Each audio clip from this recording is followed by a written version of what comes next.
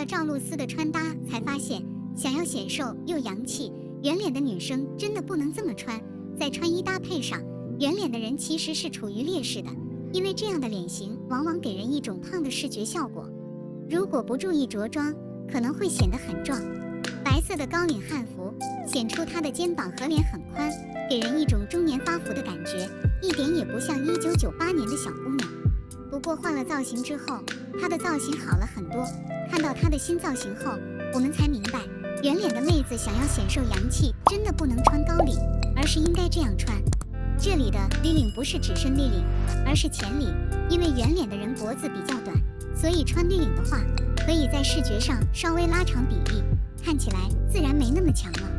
不仅是圆脸，即使是大脸的 V 领服装也能起到一定的修饰作用。这件短款西装外套还有一个 V 领，衬得它格外的大方，自然不会显得那么胖。下身搭配了一条白色的裙子，整体的风格一点都不拖沓。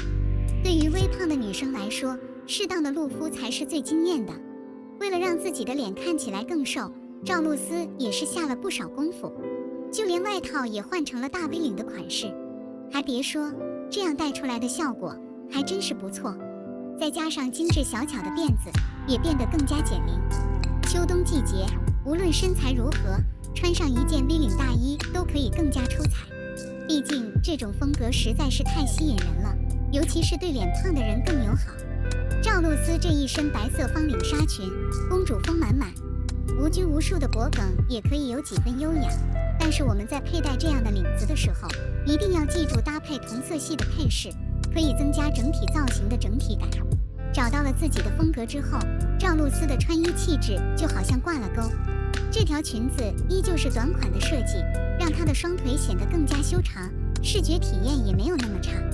如果你的个子不是很高，那么我们在穿赵露思同款裙子的时候，一定要记得搭配同色系的短靴，这样身材比例瞬间就变了。即使我们穿西装，也需要注意，如果把脖子遮住，会显得脖子很短，一点也不高级。所以赵露思选择的西装款式就非常惊艳了。灰色格子西装本身就是显瘦的王牌，内搭一件黑色的立领上衣，完全不会受到季节的束缚，既能保暖，最重要的是还能秀出美腿。脸大的人可以像赵露思这样穿，再搭配同色系的高跟鞋，怎么看都舒服。不知道为什么很多人觉得圆领会显得很显胖，其实这样的单品也很惊艳，只是我们需要用其他的风格来中和一下。赵露思的娃娃领花边很可爱，看起来年轻了很多，瞬间就变了风格，让人自然不会再盯着我们的大脸看了。关键是衣服的上身效果也很好。此外，赵露思还搭配了一顶黑色的针织帽，拉开脸显得更小了。其实我们在日常生活中也可以借鉴这样的眼神，它不仅舒适温暖，最重要的是我们可以轻松拥有我们想要的感觉。对于圆脸的人来说，需要注意的地方很多，而赵露思恰好就是我们现成的时尚博主。她的很多造型都有自己的风格，我们其实可以通过穿搭学到很多东西、事物。总之，在这里最后一次提醒大家，圆脸别穿高领，谁穿了都是祸害。原热巴吴磊同台表演，路透5月4日晚会，我却被龚俊下车圈粉。热巴和吴磊的这组照片被路透曝光后，引起了不小的热度。因为吴磊看着热巴眼神温柔，大家纷纷表示上钩了，上钩了。果然，荧幕 CP 怎么看都会觉得很甜。让我们一起静候5月4日晚会的到来，看看吴磊和热巴在舞台上带来的精彩表现吧。龚俊的长相帅得不加修饰，下车的那张照片也很好看，乌黑的头发，精致的五官，红色的挺拔装束，不管是谁看到都会被这样帅气的龚俊圈粉君呀。没想到在电视剧里才能看到的帅气下车戏，在现实生活中也能看到。龚俊下车的照片也太好看了吧！我想现在需要无数的粉丝。录制5·4联欢晚会，虽然他有歌舞，但他在舞台上的歌声应该比在综艺节目中要好。龚俊下了车，往远方看了一眼，身上的衣服飘了起来。不得不说，这一幕下车就会沉沦，真的很像 boss 下车。相信这张图一定会出圈的。不知道大家看完这组路透会不会羡慕龚俊的高颜值呢？希望他能在5·4文艺晚会上带来精彩的表现。原版 Vogue 少见封面第4声。王源油腻，吴磊牙黄，只有千玺能坚持。观图中第1位的是王源，他穿着牛仔夹克，刘海全部梳了起来，头发挽成一个大背头，但这张脸一点也不像未成年人。王源的小伙子一副中年油腻大叔的样子，可以看到王源的双手依旧白皙，只是脸上却多了一丝诡异的油腻，发型也很奇怪。另一个未成年学生吴磊更惨，他头上套了一件卡其色的大衣，整个人看起来很奇怪，就好像西装里长出了一张脸，很是诡异。再仔细看他的脸，我的天，这是谁？油腻的刘海散落在脸上，眼睛裂成猥琐的笑容，吴磊的大牙完全露出来，可能是灯光的缘故吧。吴磊的脸色看起来特别黄，牙齿也很黄，穿着像个老烟枪。杂志封面写着小文艺，对不起，没有小文艺，只有小薇。不知道说什么才能拍到这么阳光的吴磊，只能默默晒出一张吴磊的美照，告诉自己这不是真的。幸好易烊千玺和刘昊然都支持这怪异的眼神。自从易烊千玺上了格莱美之后，就好像突然对任督2线的时尚大咖敞开了心扉，一副时髦又高级的样子。虽然这次造型看起来很颓废，滤镜显得白皙，让人看着没有一丝气色，倒是把易烊千玺的高级感展现得淋漓尽致，甚至比身边的超模妹子看起来还要丧。不过在时尚圈，越是丧，他就越时髦。刘昊然的封面图应该是最正常的一张了，他并没有表现的异常，也没有表现得特别好，反而网友们把目光转向了他的女配，说他的女配长得像戴了假发的董子健，你觉得呢？右图是董子健。王源和吴磊的颜值不用多说，都是帅哥，能够吸纳那么多闺蜜粉，但是这次的封面图实在让人难以接受。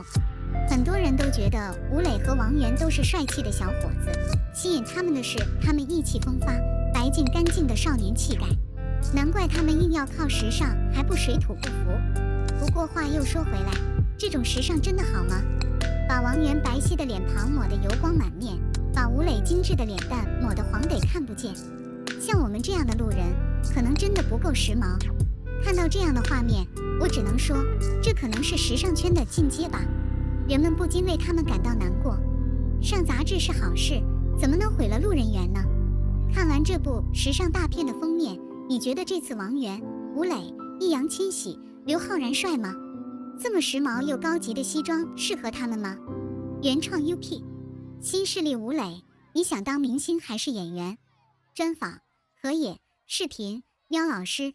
前不久即将毕业的吴磊作为学生代表在北京电影学院新学期开学典礼上发言，我们学校是在培养明星吗？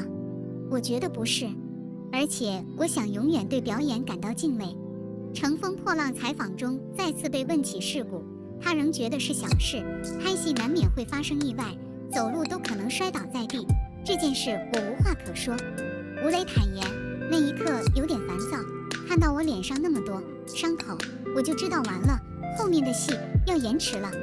吴磊接受 UP 新力量专访，在电影《乘风破浪》中，父子马仁勋和马成峰总是尴尬的交流，但在戏外的吴京眼里，吴磊是一个绝对前途无量的小辈。